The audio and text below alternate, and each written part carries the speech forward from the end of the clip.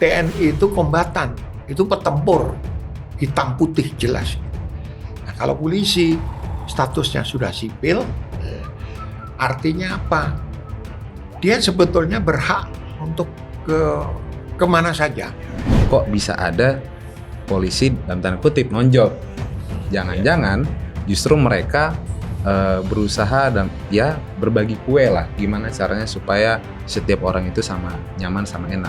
Kalau polisi nggak mau melakukan itu, ya mari kita main molotov di jalanan.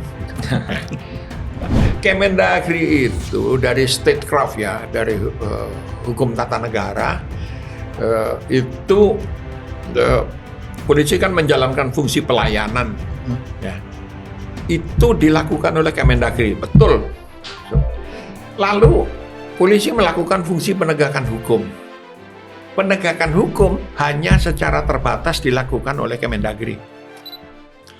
Halo Sobat TN, ketemu kita di Open Minded.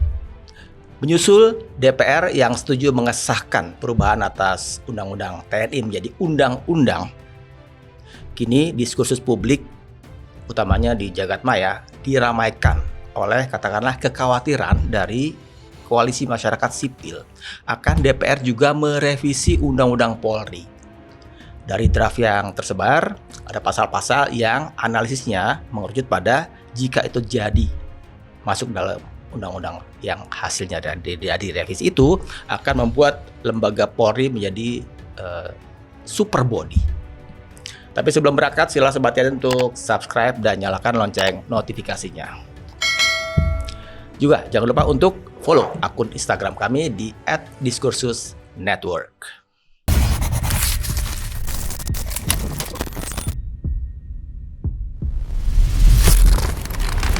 Sobat TN, ada dua narasumber yang akan siap untuk membedah tema yang akan kita sodorkan tadi itu. Saya kenalkan langsung ya. Di sebelah kanan saya, pasti pada tahu ini, Profesor Hermawan Sulistyo, Profesor Kiki, guru besar di Universitas Bhayangkara Jaya, juga sekaligus masih jadi penasehat Kapolri. Ya Prof ya? Ya. Selamat datang Prof ya. Ya, terima kasih. Sama-sama. Dan di sebelah kiri saya ada Bang Nixon Randy dari LBH Masyarakat. Betul. LBH Masyarakat itu tergabung dalam Koalisi Masyarakat Sipil untuk Reformasi Kepolisian ya. Betul. Kita mainkan itu ya, Siap. Mas Nixon ya. Pertanyaan pertama mungkin ke Mas Nixon dulu nih. Siap. Saya berangkat dari catatan termutakhir, bukan terakhir. Mungkin 2-3 hari sebelum produksi siniar ini dilakukan, bahwa di medio Maret ya 2025 muncul surat telegram dari Kapolri Listio Sigit akan adanya kesempatan, katakanlah begitu, bagi 25 orang perwira tinggi dan menengah yang dimutasi ke Mabes Polri di Barreskrim atau di Baharkam, kemudian ditugaskan ke kementerian dan lembaga.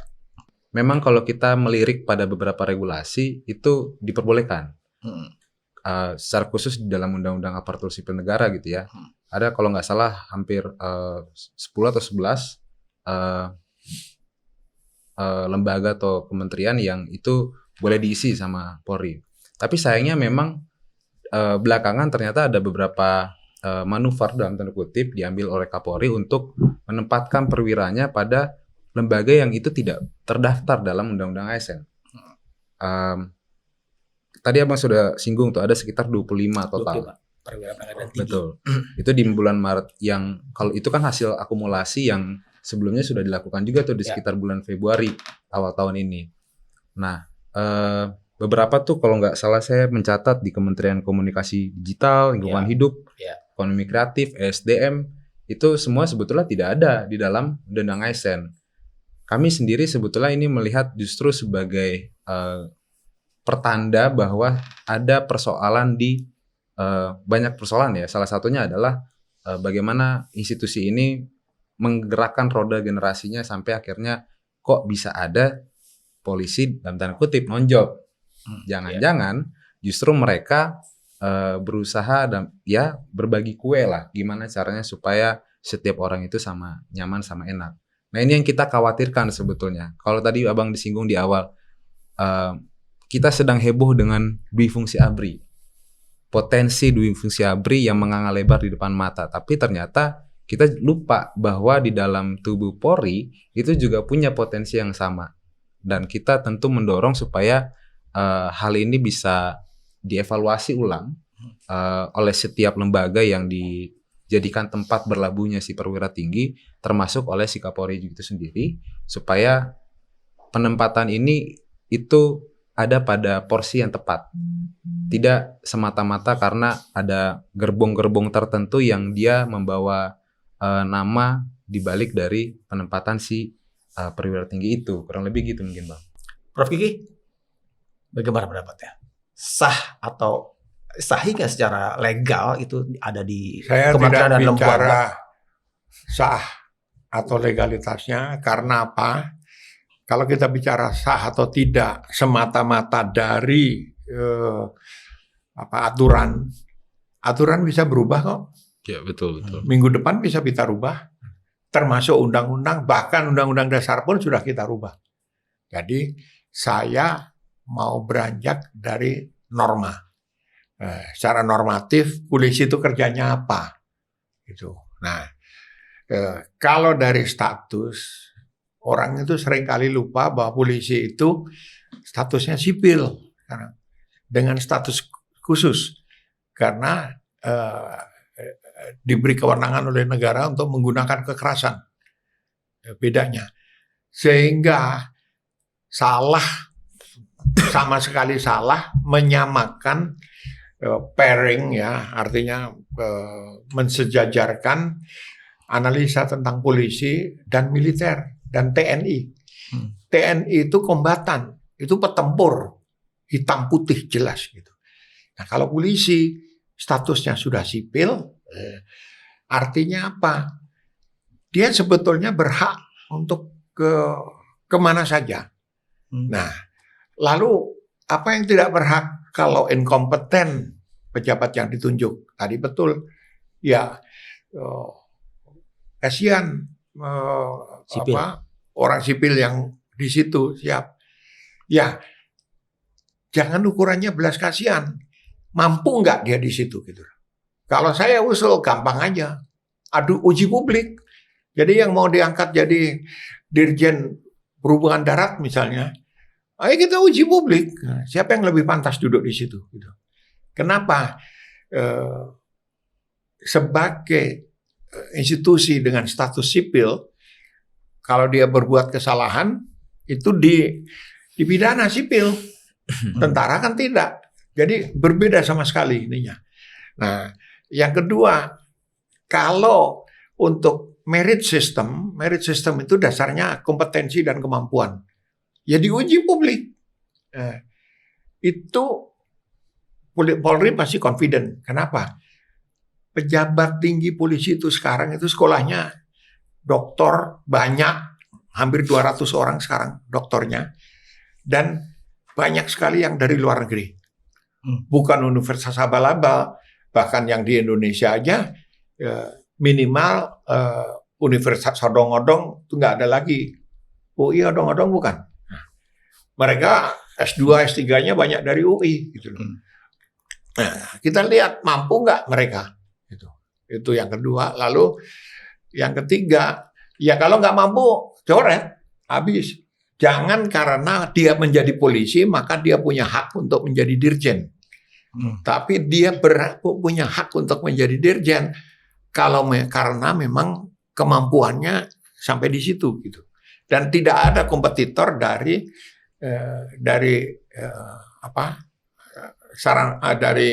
SDM sipil. Nah, jadi dikotomi sipil dan non sipil bagi Polri, bagi saya di Polri tidak berlaku. Nah, cilakanya polisi itu sendiri banyak yang tidak menganggap dirinya itu sipil. Gitu. Jadi perwira itu kan seperti anak kecil ya. Kenapa? Semua ditempel-tempelin tanda-tanda jasa, pernah jadi ketua RW, ketua RT itu ada semua sampai penuh seluruh dadanya gitu. Padahal cukup satu lambang saja, lambang kewenangan yang sebetulnya tidak direpresentasikan oleh lambang Bayangkara yang sekarang itu. Kenapa? Itu lambang pengabdian. Jadi jangan dipersepsikan saya berwenang. Kalau saya berwenang makanya demonstran dipentungi. Tapi bagian dari pengabdian, maka kita harus memfasilitasi supaya demonstran itu aspirasinya nyampe ke pengambil keputusan tanpa menggunakan kewenangan. Tuh. Nah, ini hal-hal yang harus dipahami oleh publik, ya, supaya kalau saya lihat salah, sehingga polisi tidak boleh juga berlindung di balik sistem. Kalau salah, salah. Kan ada prinsip umum sedunia itu namanya diskresi. Nah, polisi punya hak untuk mengambil keputusan individual yang harus dia pertanggungjawabkan. Contoh yang sering saya sampaikan adalah ada ibu-ibu dirampok, nyawanya terancam. Dia bawa pistol, polisinya nembak atau tidak itu keputusan individual, nggak perlu telepon atasannya. Ini ditembak atau enggak? Nah, kalau dia memutuskan tidak ditembak, lalu kemudian si ibu itu meninggal karena dirampok itu, dia harus bertanggungjawabkan. Kenapa dia tidak menembak? Tapi kalau dia menembak, dia harus bertanggungjawabkan. Kenapa dia menembak? Gitu. Nah, ini polisi sendiri nggak paham diskresi itu batasnya apa, sehingga pada kasus Sambo misalnya dia nembak, dia lupa atau belakangan baru sadar ingat ya karena apa? Ya dia harus bertanggungjawabkan itulah. Dia menembak dipertanggungjawabkan, dia tidak menembak dipertanggungjawabkan. Itu pada persoalan individual nembak. Pada persoalan institusi sama. Satu keputusan yang menyangkut institusi polisi dan menyangkut institusi sipil dalam tanda petik ya, kementerian misalnya, harus dia bertanggungjawabkan. Kenapa keputusannya itu seperti ini? Kenapa bukan seperti itu gitu. Nah, polisi sendiri banyak yang tidak memahami batas-batas diskresi ini sehingga ngambil keputusan bagi publik luas itu seolah-olah seenaknya aja gitu. Karena dia polisi, ini di semua jenjang, gitu. Nah, kita jadi diskresi itu batasannya apa, Prof? Ya? Diskresi itu batasannya adalah pertanggungjawaban, akuntabilitas. Itu sebabnya selalu ditekankan akuntabilitas. Jadi kalau dia menandatangani satu keputusan, dia harus berpikir tentang ini dampaknya itu apa, gitu. Sehingga nggak bisa seenaknya, gitu. Nah, kontrol itu internal diawasi oleh Irwasum, eksternal diawasi oleh Kompolnas, diawasi oleh LBH, diawasi oleh mahasiswa, diawasi oleh publik secara umum gitu. Itu mereka tidak bisa mengontrol kalau tentara atau militer karena ada aspek kerahasiaan. Kalau polisi nggak ada aspek kerahasiaan, rahasia apa? Anggarannya harus jelas, ininya harus jelas, gajinya harus jelas gitu. Jadi ya fungsi kontrol itu yang harus menjalankan hak dalam tanda petik diskresi itu. Saya coba mau tarik, mudah-mudahan nggak salah nariknya nih. Soal persoalan diskresi itu ke katakanlah pilkada, kan rame cerita-ceritanya, suara-suara bahwa ya polisi itu cawe-cawe di pilkada, makanya ada muncul-muncul parcok gitu kan di pilkada kan. Itu juga yang bikin politisi PDIP minta institusi Polri itu di bawah Kementerian Dalam Negeri misalnya, kan itu belum lama kan itu kan. Nah, soal kalau betul-betul pemihakan polisi dalam pilkada itu masuk wilayah diskresi bukan, Prof? Iya, diskresi itu melekat pada diri semua polisi untuk semua sektor, semua bidang. Kalau dia salah mengambil keputusan, itu resikonya sendiri. Inilah jalan yang ditempuh oleh Kapolri. Apa? Kita harus ingat ada 450-an ribu anggota polisi dan perwira itu mungkin ada sekitar 200 ribu. Karena tidak ada struktur komando, Di polisi itu, Kapolri nggak bisa memerintahkan pilih ini, pilih itu salah. Nah, semua sudah tahu harus netral. Kalau Kapolres atau Kapolda yang mengambil tindakan, oh saya pilih si A, oh saya pilih si B. Makanya kemarin itu kan ada yang milih nomor 1, ada yang milih nomor 2, milih nomor 3 gitu. Dan itu diikuti oleh anak buahnya, ya resikonya sendiri. Karena prinsip diskresi itu tadi. Ya, kalau kalah, salah, ya out dia dari kalangan. Nah, lalu tidak bisa lalu memerintahkan, oh kamu harus pilih si B, si A, kayak gitu. Nah, ini yang terjadi. Sehingga publik melihat melihat bahwa polisi ini, oh pilihannya hanya si A, gitu. Kebetulan si A menang. Nah, coba kalau kalah, ya habis yang milih-milih kayak gitu. Nggak bisa ditahan. Dan saya pernah nanya langsung ke Kapolri,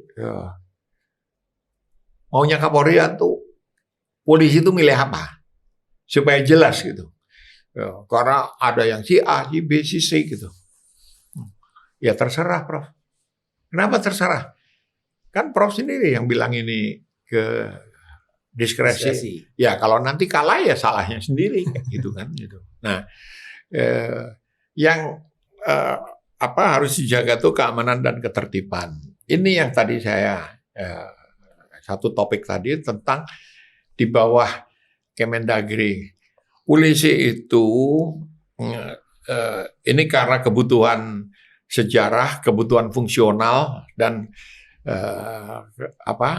keputusan konsensus nasional, polisi itu tidak ada yang sama di seluruh dunia. Ada polisi yang semata-mata di bawah Kemendagri, ada polisi yang fragmented. Fragmented itu seperti di Amerika, ada polisinya di bawah Departemen Keuangan, FBI itu di bawah Departemen Keuangan, gitu. Ada police state police itu polisi negara bagian yang tidak tunduk pada polisi nasional, FBI. Tunduknya pada apa? Batasnya itu apa? Teritorial. Jadi teritori sebelah itu bukan karena dia Polda, di sini Polsek, di situ lebih tinggi. Enggak. Batas kewenangannya itu teritorial. Kita tidak mungkin mengadopsi itu karena sistem sosial kita berbeda jauh. Nah, yang kita pilih adalah centralized policing. Ini konsep yang diterapkan misalnya di Jepang kayak gitu, karena ada berjenjang. Polda itu membawahi Polres, Polres membawahi Polsek gitu. Nah, berjenjang itu satu. Yang kedua, ini polisi dengan centralized policing, bukan fragmented policing, itu membuat strukturnya tuh ditata berjenjang. Nah, pertanyaannya adalah kalau di bawah Kemendagri lalu ada problem struktural juga. Kenapa? Di dunia itu ada international policing, ada organisasi polisi internasional yang sudah jelas-jelas ada polisi yang di bawah Kemendagri di berbagai negara, ada yang di bawah Kementerian Keuangan, ada yang di bawah ada yang langsung di bawah Perdana Menteri atau Presiden. Nah, kita memutuskan di bawah Presiden, di bawah Presiden. Nah, ini pairing itu nanti nggak sama, itu satu. Yang kedua, kita itu dengan kondisi geografis yang seperti ini, karena terpusat, strukturnya mudah. Kalau basisnya adalah teritorial, seperti di Amerika, untuk kasus kejahatan yang lebih dari satu provinsi, pindah ke provinsi lain, kekuasaannya di bawah provinsi itu. Misalnya ada penjahat nih, membunuh orang dan korupsi di Jakarta. Dia lari ke Jawa Tengah, nggak bisa ditangkap oleh polisi Jakarta. Nah, lalu ke sana. Yang nangani itu siapa? Kalau di Amerika yang nangani itu polisi nasionalnya namanya FBI. Tetapi FBI itu tidak membawahi polisi daerah. Nah, dan yang terakhir dalam konteks itu adalah kenapa kita terpusat? Ini anggarannya tuh nasional. Katakanlah anggaran 100 triliun nih sekarang. Ada 37 provinsi di Indonesia, 37 Polda. Mana yang lebih besar anggarannya? Rebutan, bertarung polisinya. Nah, bertarung polisinya, minta anggaran lebih besar. Terus yang mewakili di International Police itu siapa? Polda Metro. Marahlah Polda yang lain merasa lebih hebat. Nggak bisa. Dan problem anggaran aja sudah jadi persoalan. Problem kewenangan jadi persoalan. Lalu banyak lagi lah problem-problem yang lain yang seperti itu. Tidak bisa. Oh, di bawah Kemendagri aja. Kemendagri itu dari statecraft ya, dari hukum tata negara itu. Polisi kan menjalankan fungsi pelayanan, ya. Itu dilakukan oleh Kemendagri, betul. Lalu polisi melakukan fungsi penegakan hukum. Penegakan hukum hanya secara terbatas dilakukan oleh Kemendagri. Nggak bisa Kemendagri nangkap orang diproses karena korupsi, nggak bisa. Gitu. Nah, lalu dan banyak lagi yang tidak dilakukan. Jadi kalau melalui Kemendagri itu polisi di bawah cabang kekuasaan eksekutif. Kalau karena polisi itu menjalankan fungsi penegakan hukum, maka dia berada di bawah kekuasaan yudikatif. Nah, itulah sebabnya polisi berada di bawah kepala negara, presiden sebagai kepala negara. Karena kepala negara itu menjalankan 3 fungsi. Fungsi eksekutif jelas. Fungsi legislatif, ya, mengapa undang-undang tidak bisa dieksekusi, dilaksanakan sebelum presiden tanda tangan. Lalu fungsi yudikatif. Gerasi, amnesti, abolisi itu fungsi yudikatif. Dimiliki oleh presiden. Gitu. Nah, kalau polisi berada di bawah kekuasaan presiden sebagai kepala pemerintahan sekarang ini, ya dia hanya menjalankan satu aja di bawah eksekutif. Nanti kalau ada maling ayam, ada persoalan-persoalan di tingkat paling bawah, polisinya nggak mau nangani. Kenapa nggak mau? Bukan kewenangan kami. Kewenangan kami sekarang hanya pelayanan. SIM, ngurus ini segala macam. Oh, ada orang berkelahi, tawuran, silakan aja orang lain. Nah, karena apa? Fungsinya tidak di situ. Nanti kemudian maling ayam, maling motor, urus saya sendiri gitu. Nah, ini berbahaya. Dan terutama juga dengan hubungan-hubungan internasional itu di polisi yang sifatnya secara struktural itu berjenjang, itu diwakili oleh Hubinter. Kalau begitu dibubarin aja Hubinter. Terus siapa yang mewakili untuk kerjasama internasional? Kalau penjahat di Indonesia kabur, contoh konkret sekarang ini kasus Polres Ngada itu, Kapolresnya itu kan indikasinya dari Australia. Kalau tidak ada kerjasama, mereka nggak akan ngasih masukan. Ya kalau diproses, kalau ternyata ini kelompoknya si Kapolres itu hilang kasusnya, gitu. Itu memudahkan dan normanya sama untuk polisi Australia memberi input ke Mabes Polri. Atau ke Polri pasti seharusnya kan Kapolda memberikan informasi ke Mabes, pastilah kayak bilang. Artinya cepat ditangani kayak gitu dan bisa ditangani. Kalau fragmented nggak bisa.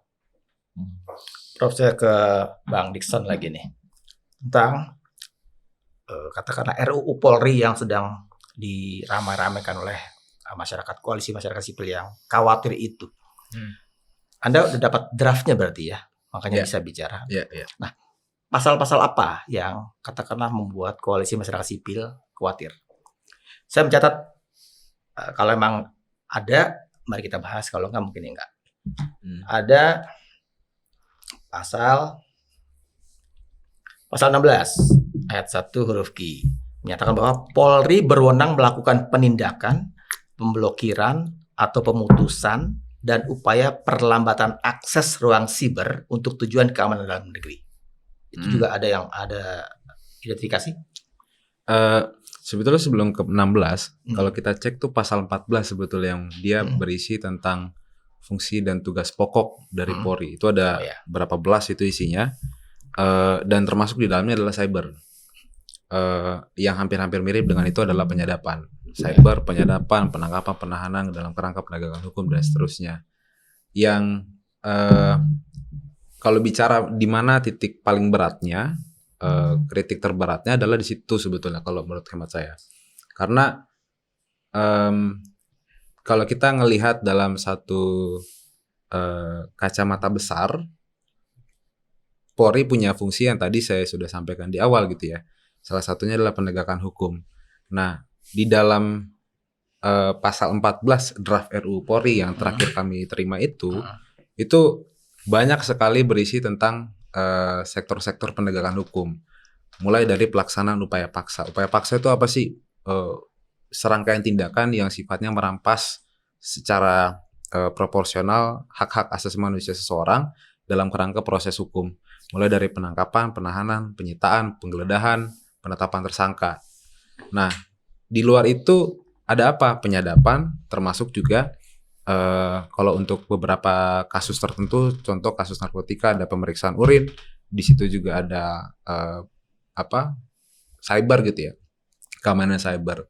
Nah, kami mencatat sebetulnya ada beberapa persoalan yang kalau ini dilihat sebatas RUU Polri tidak akan selesai. Persoalan tersebut tidak akan terjawab. Karena apa? Sektor penegakan hukum itu pasti akan integral dengan KUHP atau Kitab Undang-Undang Hukum Acara Pidana kita, yang saat ini itu masih dalam proses di DPR. Nah, sebelum masuk ke bagaimana kita melihat ke poin-poin di dalam pasal 14 itu, sebetulnya koalisi masyarakat sipil itu ingin mendorong supaya KUHP harus menjadi induk dulu. Posisikan dia sebagai payung hukum dari berjalannya sistem peradilan pidana terpadu di Indonesia. Jangan sampai justru otoritas kewenangan yang ada pada Polri di dalam RUU Polri itu justru mengunci akselerasi rekomendasi masyarakat sipil pada KUHP nanti. Karena kalau bicara dalam tata kelola sistem peradilan pidana, KUHP harusnya menjadi yang paling utama. Meskipun memang kalau kita terjun ke beberapa regulasi lainnya seperti undang-undang terorisme, korupsi, perdagangan orang, narkotika, itu mereka punya sistem roda sistem peradilan pidana yang masing-masing gitu. Contoh di narkotika punya masa penangkapan 6 hari. Di terorisme beda lagi. Dan itu semua nanti pada akhirnya perlu dijadi pertimbangan ketika nanti pembahasan KUHP. Nah, masuk kembali ke dalam poin RUU Polri tadi. Ketika KUHP-nya sudah didesain untuk merespon kegagalan beberapa sistem peradilan pidana terpadu yang saat ini terjadi, contoh tadi penangkapan, penahanan gitu ya, upaya paksa dan teknik investigasi lainnya, baru kita bicara RUU Polri. Jangan justru kebalikan gitu. Karena bicara tentang sektor penegakan hukum, kita perlu melihat juga bagaimana sistem pengawasannya bekerja. Ketika kewenangan diberikan tanpa ada sistem pengawasan, maka cenderung yang terjadi adalah kesewenang-wenangan. Cenderung yang terjadi adalah menimbulkan korban-korban pelanggaran hak asasi manusia lainnya. Contoh paling sederhana saja dulu, di RUU Polri dan di KUHP ada pengaturan yang sama tentang penangkapan. Judulnya sama-sama penangkapan, tapi aturannya bisa jadi beda. Contoh di KUHP draft terakhir yang barangkali sudah tersebar juga di publik, durasi penangkapan itu 1 hari, tapi bisa diperpanjang untuk waktu yang tidak ditentukan. Nah, ketika ini dibiarkan tidak terkontrol pembahasan dan pengesahannya nanti, maka di dalam RUU Polri juga nanti akhirnya berantakan. Dan ini yang kita nggak pengen gitu.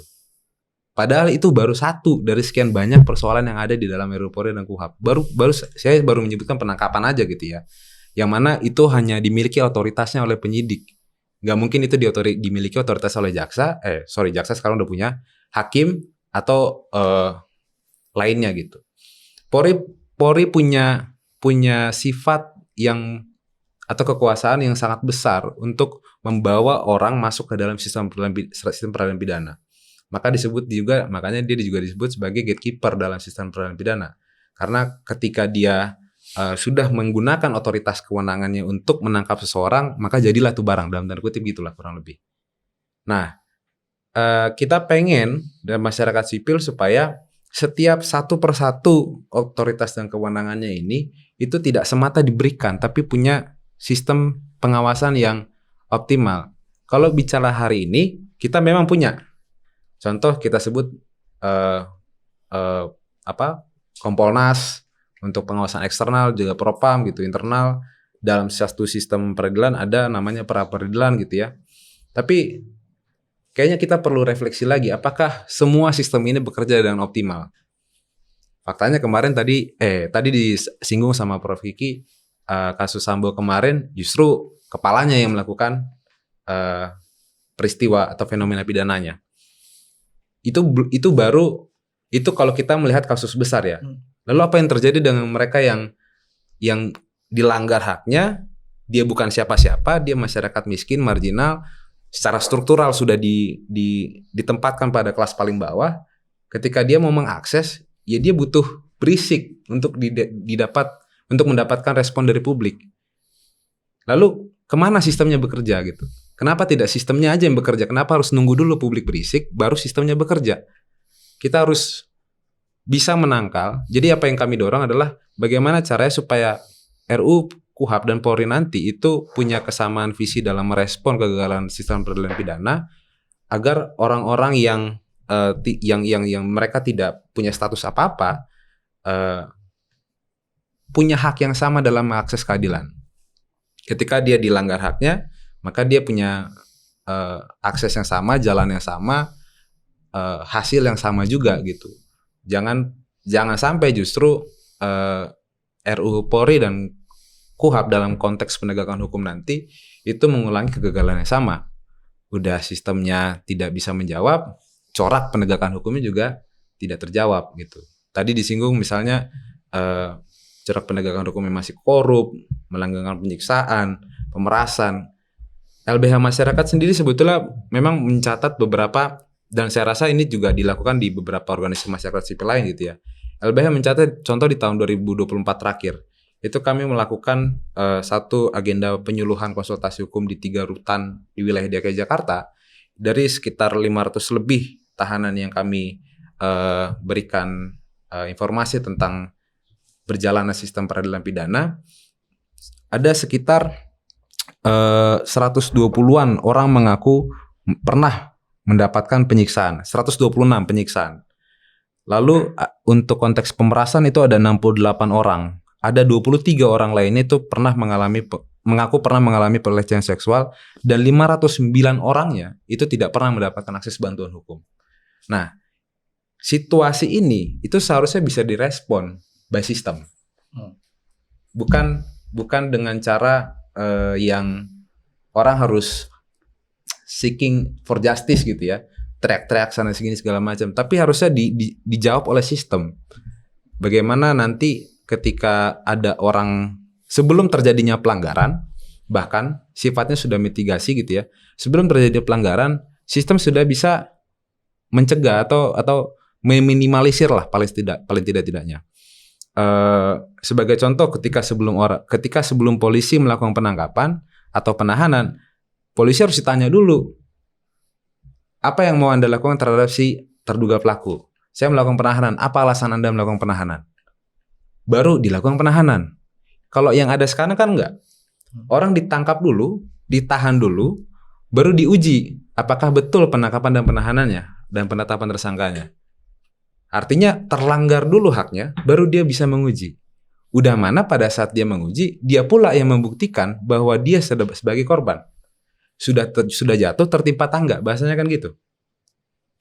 Harusnya yang kami dorong adalah ada satu skema sistem pengawasan dan pengujian yang dia komprehensif dari sejak sebelum dilakukannya tindakan dari aparat penegak hukum dalam hal ini kepolisian sampai dengan mekanisme ujinya ada.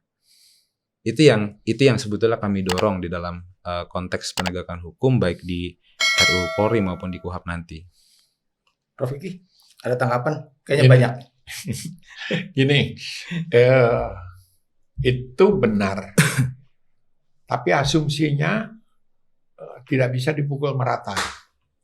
Kalau itu terjadi antara warga, individu, berhadapan dengan negara. Kalau dalam istilah hukum apa itu melawan, lawannya itu negara. Ya. Nah, itu berlaku benar. Yang jadi masalah adalah kalau individu warga negara melawan individu yang lain, polisi akan dilematis. Dia profesional, kerja profesional, butuh waktu, sudah dihajar kiri kanan, berpihak ke sana, berpihak ke sini. Dan saya berkali-kali mengalami pemanfaatan kelemahan itu, loopholes itu. Apa? Ini ada kawan diperiksa gitu.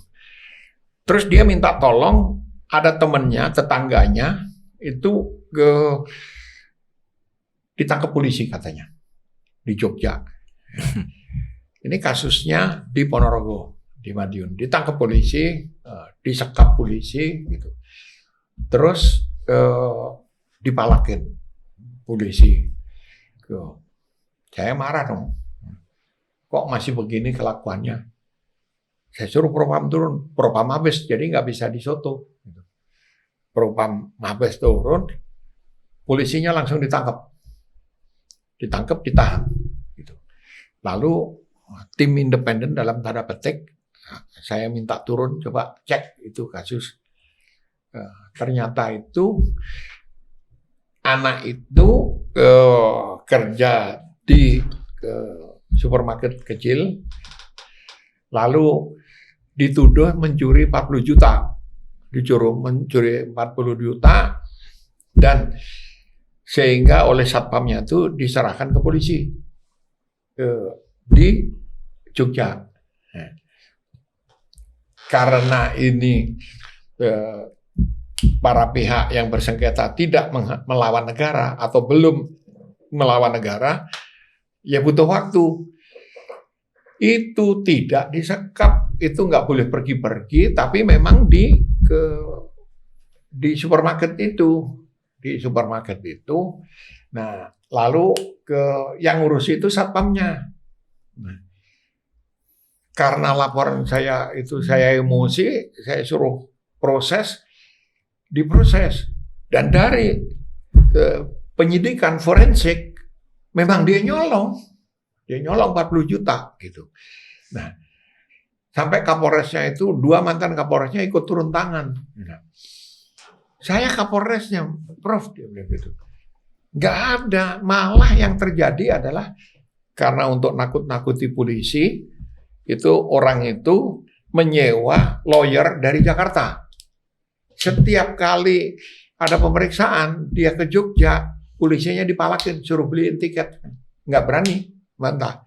Nah, ini bukan kejadian tunggal, bukan satu-satunya yang saya alami, ya, berkali-kali. Yang pinter kalau berhadapan dengan pihak lain, para pihak, dan itu tidak ada negara di situ, maka dia bisa memanipulasi kewenangan polisi untuk kepentingannya. Gitu. Nah, ini sama berbahayanya dengan berhadapan dengan negara. Kalau semata-mata urusannya berhadapan dengan negara, saya bilang itu benar tadi. Meskipun tetap ada loophole-nya. Loophole-nya mana? Batasnya itu apa? Boleh atau tidak? Saya bukan sombong ya, hidup saya kosmopolitan. Saya masih punya rumah di Jepang, saya ngajar di 16 negara gitu. Indonesia ini gila-gilaan kebebasan berpendapatnya, bersuaranya. Nggak ada loh internet sebebas di Indonesia itu. Di Amerika aja dibatasi, di Jepang apalagi. Korban kecelakaan aja yang ada fotonya mati atau apa itu tidak boleh ditayangkan. Itu aturannya. Karena warga itu sudah taat hukum, jadi law abiding citizens namanya. Warga yang taat hukum. Nah, kita enggak, wah orang mati kecelakaan, kepalanya putus gitu, malah ditontonin, habis itu disebarin di video segala macam kayak gitu. Terus ada viktimisasi, korban yang sudah jadi korban seperti itu, kemudian dipersalahkan. Contoh terakhir kan kasus Lampung, bagaimana dia sudah ditembak mati, lalu itu kan dia dipersalahkan nih, kan? Bukan salah, dia sudah menjadi korban penembakan. Habis itu dibilang terima uang, menjadi korban kedua gitu. Nah, saya tidak melihat, oh itu yang nyebarin isu tentara itu, tidak melihat itu. Tapi secara umum, seorang korban yang sudah mati, dia tidak bisa membela diri, saya nggak terima uang, menjadi korban lagi dengan pemberitaan tentang terima suap itu. Nah, ini kalau kaitannya dengan kekuasaan dan kewenangan negara. Jadi harus sangat hati-hati. Asumsi kita ini kan warga kita sudah law abiding citizens. Warga yang sudah taat hukum sehingga semua baik. Setiap laporan warga itu pasti benar dan pasti baik dan polisinya pasti salah. Gitu. Belum tentu begitu. Jadi apakah Kompolnas bisa menjalankan fungsi dengan hanya berapa anggotanya sekarang ya? Saya lupa. Saya ketua panselnya kemarin. Ya, tapi saya lupa anggotanya itu berapa.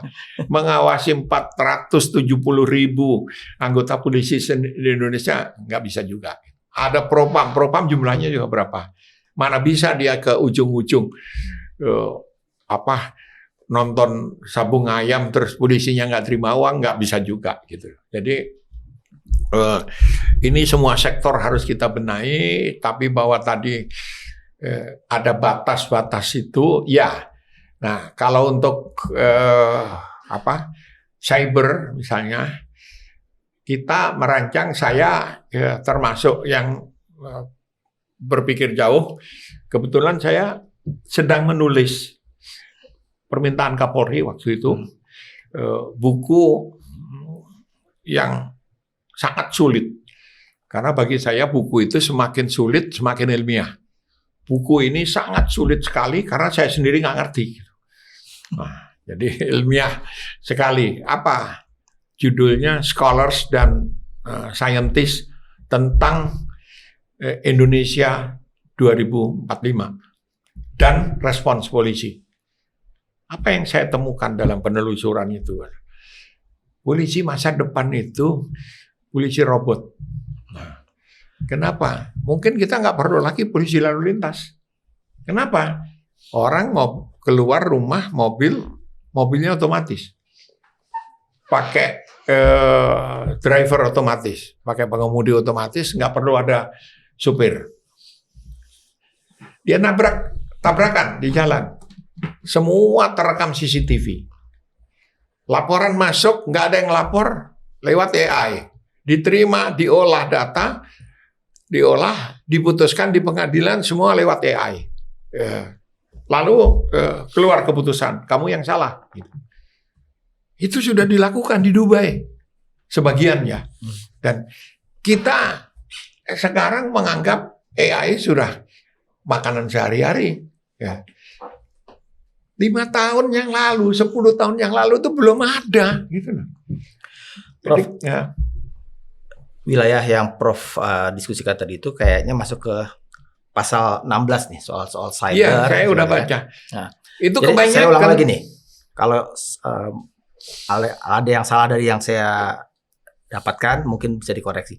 Pasal 16 itu bahwa Polri berwenang melakukan penindakan, pemblokiran atau pemutusan dan upaya perlambatan akses ruang cyber untuk tujuan keamanan dalam negeri. Ya. Begitukah? Iya, iya. Ya, Ya, Bang saya Ustaz, baca juga betul, itu. Nah, apa kekhawatiran dari pasal itu kalau itu lolos, katakanlah begitu? Jadinya. Yang kita khawatirkan sebetulnya adalah bagaimana nantinya Polri memaknai kondisi keamanan keamanan dalam negeri itu gitu ya.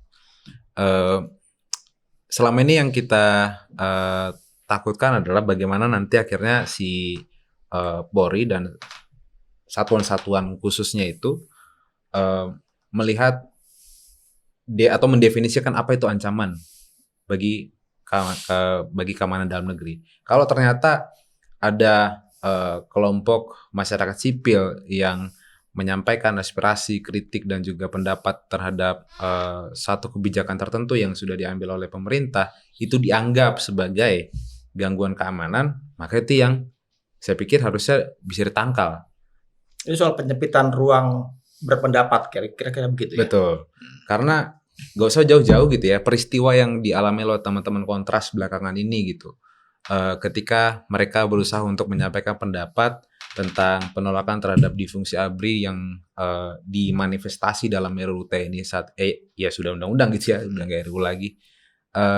Mereka mengalami serangkaian ancaman baik langsung maupun tidak langsung yang berupa serangan digital begitu juga. Ini yang saya pikir harusnya RUU Polri nantinya itu bisa berkaca gitu ya, pembuat kebijakan atau undang-undang nanti itu bisa berkaca dari peristiwa-peristiwa yang seperti ini, bahwa kalau ini tidak didesain dengan sebuah mitigasi ya mekanisme mitigasi dan juga batasan tertentu dalam penggunaan kewenangannya, maka yang terjadi adalah Andri berikutnya. Andri adalah wakil koordinator kontras. Maka yang lahir adalah peristiwa yang seperti yang dialami Andri berikutnya. Dan ini yang kita tidak ingin tentunya. Kita dari masyarakat sipil tentunya berharap supaya setiap kali ada aspirasi, pendapat dan penyampaian di publik itu mereka bahkan tidak perlu khawatir untuk menyampaikannya. Tapi kan yang terjadi saat ini adalah gak usah dulu kita menyampaikan, belum menyampaikan aja kita udah khawatir. Apakah dengan gua ngetik ABCD itu akan menyinggung kelompok tertentu atau elit tertentu sehingga akhirnya gue bisa berpotensi untuk masuk ke dalam satu skema peradilan. Ini masih di benak kepalanya aja gitu Bang. Ini udah khawatir, ini kan yang bahaya gitu. Ini kita sudah dikebiri sejak dalam pikiran. Ketika usulan ini Polri masuk ke ruang cyber dengan segala tadi kewenangannya, tidakkah ini tumpang tindih dengan Komdigi, dengan Badan Cyber dan BSSN itu? Ya.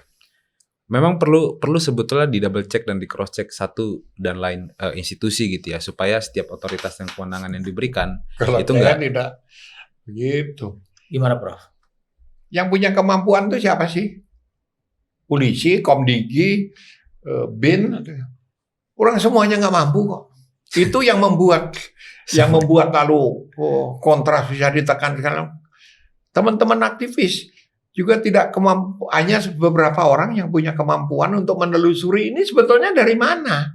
Saya bisa aja pakai akunnya BIN, pakai akunnya TNI atau nyerang teman-teman, langsung dianggap oh ini serangan dari TNI, oh ini serangan dari Polri gitu.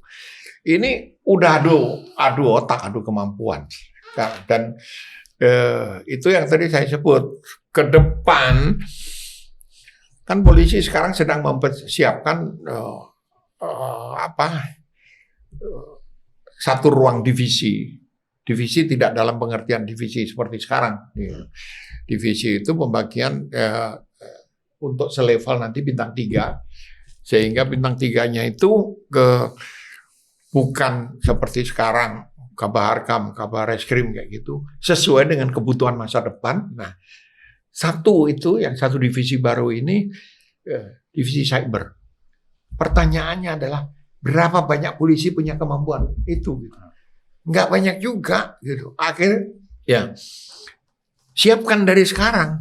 Dan berapa perwira yang mau ditempatkan di itu? Karena tidak basah kan gitu. Nah, Jadi Profesor Kiki sepakat atau sepemahaman dengan draft ini, pasal itu Polri berwenang melakukan penindakan, pemblokiran atau pemutusan dan upaya perlambatan akses ruang cyber untuk Kalau tujuan dia keamanan punya dalam negeri. kemampuan, kalau nggak punya kemampuan ya saya nggak setuju. Kalau nggak punya kemampuan, lalu bisa disalahgunakan seperti itu tadi. Saya kalau itu diberlakukan, saya dari dulu udah ditangkap 100 kali mungkin. Saya kan nggak ada remnya kalau ngomong. Jadi Kan udah ada Badan Cyber dan Sandi Negara, Prof. siapa yang bisa di situ? Sebut nama, nggak mampu kok. Saya kasih ilustrasi ya. Sekarang rezim ekonomi itu berubah ke arah rezim kripto. Dengan kripto ekonomi itu orang tidak perlu bank, transaksi bisa berlangsung ini. Dan dari 350-an mata uang kripto itu yang paling besar, paling kuat pengaruhnya itu Bitcoin. 3-4 kali yang diatur oleh Bitcoin itu 3-4 kali APBN kita. Kebetulan penciptanya itu anak saya yang mimpin timnya. Nah, bagaimana? Terus saya tanya, kenapa BI belum meresmikan? Gak ada yang ngerti. Kalau takut nanti dipakai pendanaan untuk terorisme. Nah, komentar anak saya apa? Emang rupiah nggak bisa dipakai untuk terorisme? Emang dolar nggak bisa dipakai? Kripto itu mata uang, bukan barang dagangan. Di Indonesia diperdagangkan sebagai komoditi gitu. Nah, ini satu contoh. Kita tidak punya ahli di situ kripto. Saya tanya, kenapa sih BI nggak memutuskan ini boleh atau tidak? Nggak ngerti. Nah, apalagi dalam konteks yang lebih luas sekarang. Saya aja nggak ngerti, udah bukan generasi saya lagi gitu. Balik lagi ke kekhawatiran masyarakat sipil. Ada bunyi ada pasal 14 ayat 1 huruf G. Kalau nggak salah ininya ya, sesama ininya. Itu tadi, bahwa Polri bertugas mengkoordinasi, mengawasi, dan melakukan pembinaan teknis terhadap kepolisian khusus, penyidik pegawai negeri sipil, penyidik lain yang ditetapkan oleh undang-undang, dan bentuk pengamanan swakarsa. Ini yang kalau saya baca di pemberitaan yang dikhawatirkan oleh koalisi masyarakat sipil akan membentuk Polri sebagai investigator super body. Gimana penjelasannya? Ya, di bagian ini sedikit. Jadi sebetulnya yang kami baca dari draft terakhir ini, kami melihatnya ada upaya supaya menempatkan penyidik pada Polri itu sebagai pemangku kekuasaan kali ya dalam tanda kutip terhadap struktur penyidik pada lembaga atau badan lainnya. Yang kalau kita terjemahkan dalam bahasa yang lebih sederhana, untuk melakukan sesuatu itu butuh izin dari penyidik lah, gampangnya gitu mungkin. Nah, sementara ada beberapa badan yang di luar dari Polri dan itu diberikan kewenangan untuk melakukan penyidikan secara independen gitu. Misalnya dalam hal melakukan penanganan kasus narkotika gitu, atau beberapa satuan khusus yang itu dia punya divisi tersendiri, terorisme, perdagangan orang gitu. Perdagangan orang itu bakal lintas kementerian dan lembaga tuh. Nah, kalau ternyata nanti harus tunduk gitu terhadap atau aturan ini kemudian disahkan, maka akan jadi legitimasi bagi sisi Polri untuk mensupervisi seluruh tindakan yang dibutuhkan dalam penanganan kasus-kasus tadi. Yeah. Nah, ini yang kita baca sebagai lembaga super body gitu. Nah, cuman tadi menyinggung sedikit sebetulnya tadi yang dibilang sama Prof. Kiki. Saya lebih mikirnya begini mungkin, Prof. Kalau kita bicara kita bicara kapabilitas dari setiap anggota dalam melakukan sejumlah kewenangan yang diberikan oleh undang-undang, let's say tadi disebut cyber gitu ya, keamanan cyber. Ada berapa banyak sih sebetulnya perwira kita gitu ya yang punya kemampuan untuk melakukan hal tersebut? Tapi kalau kita hanya melihatnya sebagai sebatas pada dia mampu apa tidak mampu, maka kemampuan itu bisa diciptakan gitu. Kita khawatir gitu. Tapi kalau ternyata di kanal dibangun satu sistem yang dia mencegah atau meminimalisir adanya tindakan sewenang-wenang dalam pemanfaatan pengelolaan ruang cyber tadi, maka either dia mampu atau tidak mampu, maka sistem sudah bekerja di sana gitu. Tapi kalau misalnya kita biarkan sistemnya atau regulasinya didesain untuk menciptakan ruang fleksibel bagi Polri untuk mengawasi ruang cyber tanpa ada satu regulasi tertentu gitu untuk mencegah terjadi kesewenang-wenangan, maka tadi saya bilang akan tercipta peristiwa-peristiwa atau tragedi-tragedi yang dialami oleh teman-teman kontras berikutnya. Let's say di konteks yang lain, misalnya di penyadapan gitu. Sebetulnya kalau kita ngecek beberapa tahun lalu kan sebetulnya sudah pernah tuh ya diuji di Mahkamah Konstitusi, khususnya Undang-Undang ITE di konteks penyadapan. Ada beberapa rambu-rambu yang sudah disampaikan oleh Mahkamah Konstitusi untuk kemudian nanti diciptakan satu undang-undang khusus tentang penyadapan yang isinya mengatur tentang batasan dan bagaimana penyadapan itu dilakukan. Mulai dari kapan penyadapan mulai dilakukan, bagaimana mengolah hasil penyadapannya, bagaimana memusnahkan penyadapannya, bagaimana menguji apakah tindak penyadapannya betul atau tidak, dan pemulihan terhadap orang yang disadap dan ternyata penyadapannya salah atau keliru gitu. Nah, sementara kan saat ini belum ada. Ya. Amanat dari putusan MK itu aja itu kita belum lakukan. Tiba-tiba ditempelkan kewenangannya serta-merta kepada kepolisian. Ini yang kita nggak pengen gitu. Udah tadi disampaikan ruang cybernya juga berpotensi tumpang tindih dengan lembaga lain. Begitu pula dengan penyadapan yang sudah diamanatkan oleh Mahkamah Konstitusi untuk dibentuk undang-undangnya secara tersendiri, tapi ternyata di dalam RUU Polri itu sudah ditempelkan. Nah, penyadapan silakan lakukan apa yang mau kalian lakukan. Itu yang kita nggak pengen gitu ya, kurang lebih gitu. Prof, tentang potensi Polri menjadi investigator super body karena pembinaan teknis terhadap penyidik-penyidik macam-macam itu. Kalau bagi saya nggak ada istilah super body itu. Kenapa? Karena benchmarknya itu TNI gitu loh. Cara pandang kita masih melihat ini institusi yang diberi kewenangan menggunakan kekerasan dan senjata, TNI juga gitu. Enggak, ini beda sama sekali gitu. Jadi tidak ada fungsi pengawasan menyeluruh kayak gitu. Ini kan menjadi problematik karena penyusunan undang-undang ini nggak melibatkan kita-kita ini. Saya setengah orang dalam aja nggak tahu saya apa yang dilakukan gitu. Apalagi saya, Bro. Iya, jadi coba kalau dari awal kita dilibatkan batas-batas. Sepakat, Bro. Bagian itu saya sepakat. Ini tentang partisipasi publik yang bermakna itu ya. Iya, ini kalau kita hajar rame-rame jangan mimpi itu jadi gitu lah. Kalau sama dengan RUU TNI bisa disahkan itu karena pengetahuan publik juga tercipta baru belakangan dan ini implikasinya panjang loh. Karena kalau undang-undang TNI sekarang aja sudah diprotes di mana-mana dan ini nggak akan berhenti. Saya yakin nggak akan berhenti dengan cara apapun. Nah, apalagi undang-undang Polri nanti. Kenapa? Karena Polri itu berhadapan langsung dengan masyarakat. Jadi kalau kita bilang begini, kita bilang begitu, pasti mereka bilang iya. Dan bad news is good news. Artinya apa?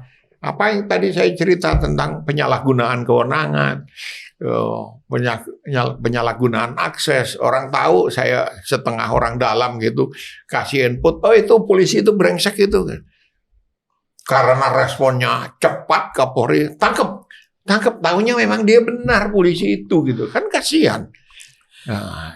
Satu lagi yang sebelum kita akhiri perbincangan ini, ada yang saya catat tentang kewenangan polisi untuk menyusun rencana dan kebijakan di bidang Intelkam sebagai bagian dari rencana kebijakan nasional. Ya. Ini yang mungkin koalisi masyarakat sipil khawatirkan bahwa Polri akan melebihi lembaga lain yang juga mengurusi soal intelijen. Bahkan ada dugaan yang saya baca ini, Polri diduga punya kewenangan nanti untuk menagih data intelijen dari lembaga-lembaga seperti BSSN hingga Badan Intelijen TNI. Betulkah rasionalitas dari koalisi masyarakat sipil, kekhawatirannya? Kalau pertanyaannya maksud dan arah dari pembuatan draft RUU ini itu apa, ya saya nggak punya jawabannya. Tapi kalau pembacaan kami yang mengarahnya ke sana gitu, bahwa kekhawatiran itu pasti ada, karena biar bagaimanapun sebelum adanya RUU ini saja, setiap kali kita melakukan satu demonstrasi saja kita sudah memikirkan bagaimana caranya supaya nanti tidak ada gerakan-gerakan intelijen yang itu mengganggu gerakan basis massa rakyat gitu. Jadi sebetulnya lebih kepada bagaimana memikirkan kembali apakah kewenangan intelijen itu layak apa tidak gitu diletakkan ke dalam Polri. Kalau layak, sejauh mana dia punya kewenangan untuk mengakselerasi intelijensinya, dan sejauh mana publik bisa memastikan tindakan tersebut itu transparan, akuntabel, dan bisa dipertanggungjawabkan. Kalau tidak, ya saya pikir itu tidak perlu diberikan kepada Polri. Prof Kiki, ini udah senyum-senyum aja nih, mau cepat-cepat jawab. Iya, apa sih rahasia intelijen? Sekarang apa yang rahasia di dunia ini? Nggak ada kok rahasia. Jadi itu nggak perlu, pasal itu sebetulnya nggak perlu. Kenapa? Sebut apa sih? Oh, dia istrinya 7, kita tahu kok, nggak usah laporan intelijen. Oh, dia pakai pesawat pribadi ke luar negeri, nggak usah ada laporan intelijen, kita tahu kok. Sekarang ini nggak ada rahasia itu. Persoalan aja lah, tinggal punya kemampuan mengolah data terbuka seperti itu menjadi masukan untuk instrumen kebijakan atau tidak. Kalau enggak, bukan karena laporan intelijennya jelek, karena nggak mampu mengolah gitu loh. Sekarang nggak ada kok, saya nggak melihat ada lagi laporan intelijen. Oh, rapat di sana, kita nggak perlu nyari-nyari dokumen notulen rapat itu. Lihat aja langkahnya apa, udah gampang kok dipetakan, sangat mudah sekarang. Jadi bagi saya itu nggak perlu gitu loh, nggak perlu kayak gituan ya. Kalau dia tidak mampu mengolah data terbuka, ya nggak pantas ada intelijen, nggak pantas jadi orang intelijen kan gitu. Orang berapa kali kencing sehari aja Donald Trump kita tahu kok. Padahal tempatnya di Amerika, jauh sana. Nggak ada lah, bagi saya nggak ada rahasia. Saya punya karir 40 tahun ya di dunia akademik. Dunia akademik itu basisnya adalah riset. Riset dan pekerjaan intelijen itu sama.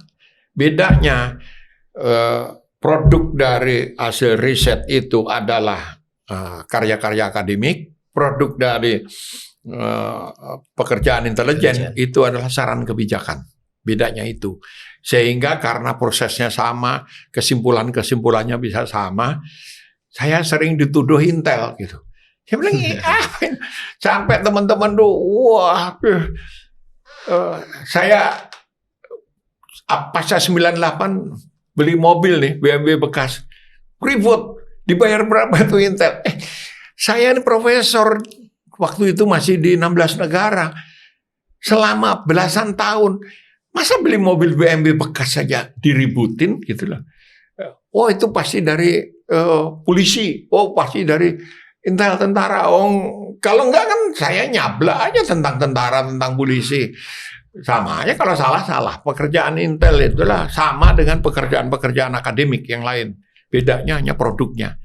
Dan kalau tidak bisa melakukan itu dengan data terbuka, jadi sebetulnya kalau bagi saya lembaga-lembaga intelijen itu dibubarin aja semua, nggak apa-apa. Prof, dari beberapa pasal yang kita bahas tadi, yang saya catat sebagai katakanlah keberatan koalisi masyarakat sipil yang akan termaktub dalam undang-undang Polri kalau itu masuk. Jadi menurut Profesor Kiki, seberbahaya apa RUU Polri dengan katakanlah itu betul tadi asumsinya pasal-pasal yang tadi kita bahas itu ada di sana. Kalau nggak direview itu bisa berbahaya. Karena orang kita itu ada yang bodoh, ada yang sangat bodoh, ada yang agak bodoh, ada yang agak pinter, yang pinter nggak ada. Gitu. Yang agak bodoh jadi menteri gitu. Yang lumayan pinter sebagian jadi polisi gitu ya. Terus yang bodoh sekali itu ya jadi konsultan politik, termasuk jadi peneliti. Saya udah nggak punya otak sekarang karena nih saya kena NPH, jadi Apa itu? normal pressure hydrocephalus. Oh. Jadi fungsi otak tertekan oleh cairan yang terlalu banyak. Jadi saya bawa ini. Waktu selesai treatment, dokternya lupa ngembaliin otak saya. Gitu. Jadi saya ngomong dari tadi tuh nggak pakai otak sebetulnya karena otak saya udah nggak ada. Diambil oleh dokternya, nggak tahu disimpan di mana gitu. Jadi mari kita lihat kalau untuk undang-undang RUU polisi gampang aja lah. Polisi udah sipil, jangan kalau nanti diteror-teror, diteleponin segala macam, bisa kita lacak kok. Kemarin kontras itu dilacak itu yang neror kan komandan Intel Kodim Jakarta Pusat atau apa. Jadi langsung ketahuan ini siapa bisa dilacak. Anak-anak kan pinter-pinter sekarang. Jadi jangan pernah berpikir, saya polisi, saya TNI, kita super body, super hebat. Nggak ada gitu. Rahasia itu terbuka semua kok. Jadi harus mendengarkan suara publik. Kalau bagi saya jangan kuratif, sifatnya itu jangan post factum. Sebelum disusun panggillah Wilson ya, Nixon. Nama presiden. Bapaknya pasti pengagumnya Nixon. Nah, Nixon, teman-teman yang lain undang. Saya co-foundernya Kontras dulu. Nah, pada masa itu dibutuhkan karena nggak ada yang berani gitu. Karena sekarang kan banyak yang berani. Udah ngomong aja, panggil, udah mau kalian apa? Dikompromikan, selesai kok. Tapi kalau polisi nggak mau melakukan itu, ya mari kita main molotov di jalanan gitu. Ya. Bang Nixon, Siap. terakhir itu tadi pertanyaan sama. Jadi seberbahaya apa gitu kan RUU Polri dengan muatan-muatan pasal-pasal yang tadi kita diskusikan itu? Satu, proses penyusunan ini harus dibuka dulu kepada publik gitu ya.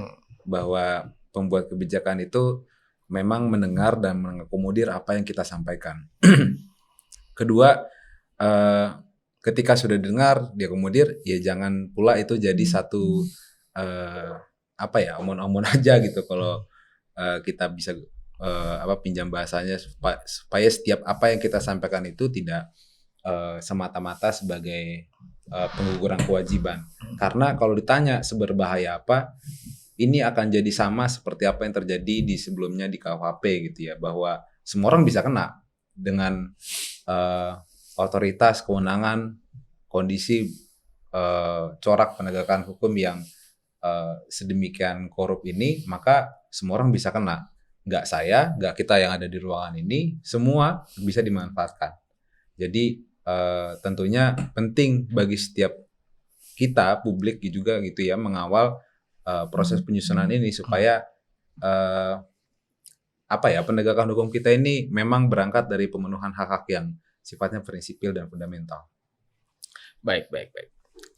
Dua pihak sudah saya kasih kesempatan yang sama nih untuk katakanlah mempertahankan perspektif masing-masing. Jadi Profesor Kiki, terima kasih sudah berbagi perspektif tentang RUU Polri. Juga Bang Nixon. Siap. Randy. Saya tutup ya. Siap. Sobat DN, memang kalau merefer pada pemberitaan, pimpinan DPR bilang bahwa belum ada surat presiden untuk pembahasan RUU Polri ini. Tapi juga saya pikir ini adalah tugas media untuk katakanlah memberi pencerahan kepada publik gitu, bahwa bisa jadi ini akan segera terjadi gitu kan. Walaupun mungkin sekarang belum ada surpresnya gitu kan. Belum ada, kalau menurut Bang Seo tadi prasyaratnya ada undang-undang KUHP-nya dulu yang betul, yang baik gitu kan. Tapi kan kita juga punya presiden bahwa ada beberapa undang-undang yang pembahasannya kilat, cepat gitu kan. Jadi katakanlah kurang mengakomodir partisipasi publik yang bermakna kalau kata MK itu kan. Ya sebut aja kayak undang-undang revisi undang-undang KPK, terus undang-undang IKN gitu kan. Atau juga omnibus law. Bukan 9 bulan memang, tapi omnibus itu kan isinya ada 78 undang-undang gitu kan. Jadi ini bagian dari kerja media untuk katakanlah memberi pencerahan publik untuk lebih aware dengan segala sesuatu yang terjadi di kita yang akan membuat hidup kita juga terpengaruh oleh itu. Semua persoalan penting jadinya kan. Jadi silakan nanti kemudian ditonton lagi siniar ini, dicermati dan silakan like, comment, dan share seperti biasa. Tetap pantang Diskursusnet karena ini adalah media terverifikasi Dewan Pers. Saya undur diri, pamit.